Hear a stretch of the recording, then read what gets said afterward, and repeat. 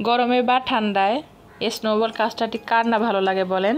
তাছাড়া ইফতারিতে এই ডেজার্টটি খুবই ভালো লাগবে। স্নোবল কাস্টার্ডটি এত মজার, এত সুস্বাদু, মুখে দিলেই মেল্ট হয়ে যায়, মনে হবে অমৃত কিছু খেয়েছেন। আসসালামু আলাইকুম। আজকে আমি তৈরি করে দেখাবো স্নোবল কাস্টার্ড। কথা না বলে চলেন মূল রেসিপিতে চলে যাই। প্রথমে আমি 3টা ডিমের সাদা অংশ থেকে কুসুমগুলো আলাদা করে নিয়েছি। এখন আমি হাফ কাপ গুঁড়ো দুধ দিয়ে দিব, 2 চিমটি পরিমাণ এলাচ গুঁড়া, হাফ কাপ কর্নফ্লাওয়ার, আর দিয়ে দিব 1 কাপ তরল দুধ।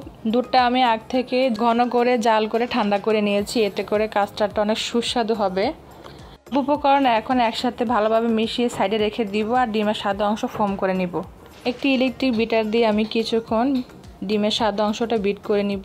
এখানে আমি হাফ কাপ চিনি নিয়েছি। চিনিটা কিন্তু একবারে দেওয়া যাবে না, অল্প অল্প করে দিব আর বিট করে নিব। প্রথমে বিটের স্পিডটা বেশি দেওয়া যাবে না, তাহলে কিন্তু ফোম হবে না। বিটের স্পিডটা আমি মিডিয়ামে রেখেছি, অল্প অল্প করে চিনি দিব আর বিট করে নিব। চিনি দেওয়া হলে আমি এভাবে বোলটা ঘুরিয়ে ঘুরিয়ে বিট করে নিব। ডিমের সাদা অংশটা দেখেন কত সুন্দর ফোম হয়ে গেছে। আমি এখন বিটারটা বন্ধ করে দিব। প্যানে আমি 3 কাপ লিকুইড দুধ দিয়ে আগে থেকে রেডি করা মিশ্রণটি দিয়ে দিচ্ছি। এখন চুলাটা অন করে আমি অনবরত নাড়তে থাকবো। যেহেতু আমি এখানে কর্নফ্লাওয়ার ব্যবহার করেছি, দুধ যখন বলক আসবে তখন আমি হাফ কাপ চিনি দিয়ে আবারও নাড়তে থাকবো। এই পর্যায়ে থামা যাবে না।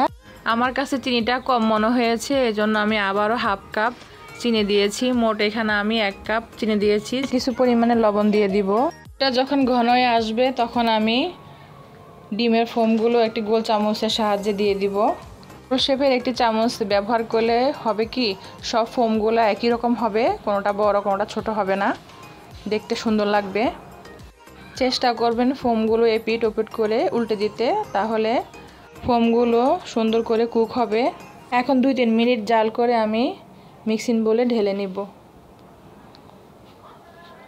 স্নোবল কাস্টার্ডটি এত সুস্বাদু একটি ডেজার্ট, যতবার খাবেন মন ভরবে না, ততবারই খেতে ইচ্ছা করবে। এখন স্নোবলের উপর আমি কিছু আঙ্গুর ফল দিয়ে দিব। আপনি যে কোনো ফল দিতে পারেন। রেসিপিটি ভালো লাগলে অবশ্যই কমেন্টে জানাবেন। অবশ্যই লাইক করতে ভুলবেন না, আর ফ্রেন্ডস আর ফ্যামিলির সাথে শেয়ার করে দিবেন। দেখা হবে অন্য কোনো রেসিপিতে। আজকের জন্য আল্লাহ হাফেজ।